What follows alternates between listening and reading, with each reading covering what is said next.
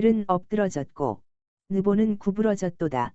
그들의 우상들은 짐승과 가축에게 실렸으니 너희가 떠매고 다니던 그것들이 피곤한 짐승의 무거운 짐이 되었도다. 그들은 구부러졌고 그들은 일제히 엎드러졌으므로 그 짐을 구하여 내지 못하고 자기들도 잡혀갔느니라. 야곱의 집이여, 이스라엘 집에 남은 모든 자여, 내게 들을지어다. 배에서 태어남으로부터 내게 안겼고 태에서 남으로부터 내게 업힌 너희여, 너희가 노년에 이르기까지 내가 그리하겠고 백발이 되기까지 내가 너희를 품을 것이라. 내가 지었은즉 업을 것이요 네가 품고 구하여 내리라. 너희가 나를 누구에 비기며 누구와 착하며 누구와 비교하여 서로 같다 하겠느냐? 사람들이 주머니에서 금을 쏟아내며 은을 저울에 달아 도금장이에게 주고 그것으로 신을 만들게 하고 그것에게 엎드려 경배하며 그것을 들어 어깨에 메어다가 그의 처소에 두면 그것이 서 있고 거기에서 능히 움직이지 못하며 그에게 부르짖어도 능히 응답하지 못하며 고난에서 구하여 내지도 못하느니라. 너희 패역한 자들아, 이 일을 기억하고 장부가 되라. 이 일을 마음에 두라. 너희는 예적 일을 기억하라. 나는 하나님이라. 나 외에 다른 이가 없느니라. 나는 하나님이라. 나 같은 이가 없느니라.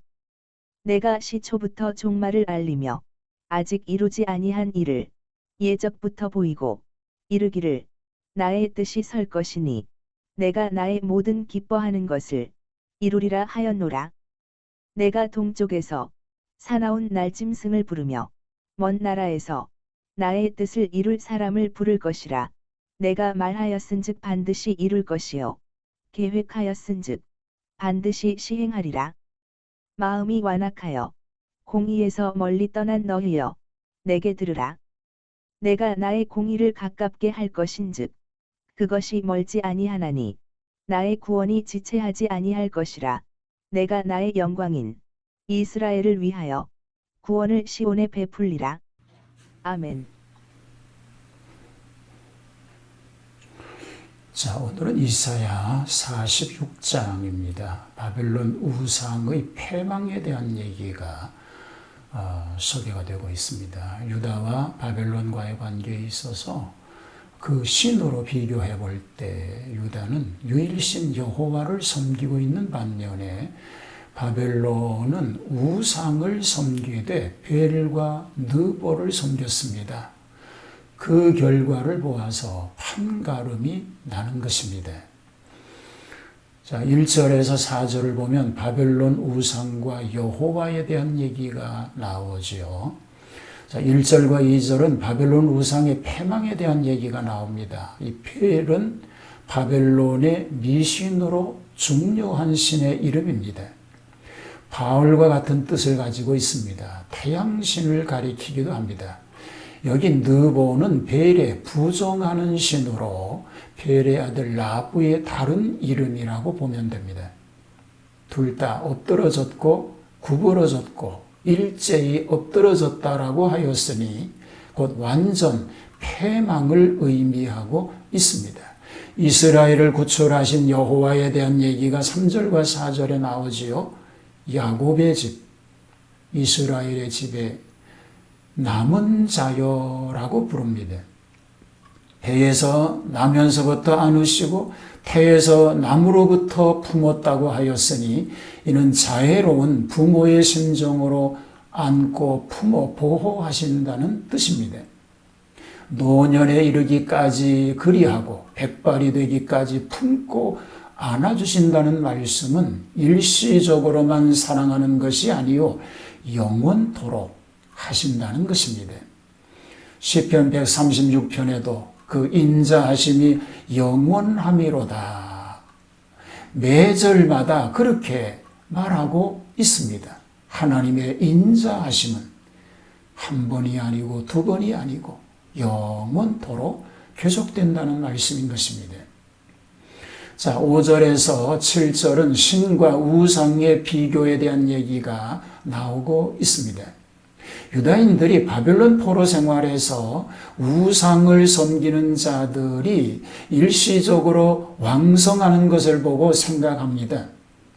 우상 섬기는 것도 하나님 섬기는 것보다 못하지 않다라고 생각하였던 사람들이 많이 있었습니다.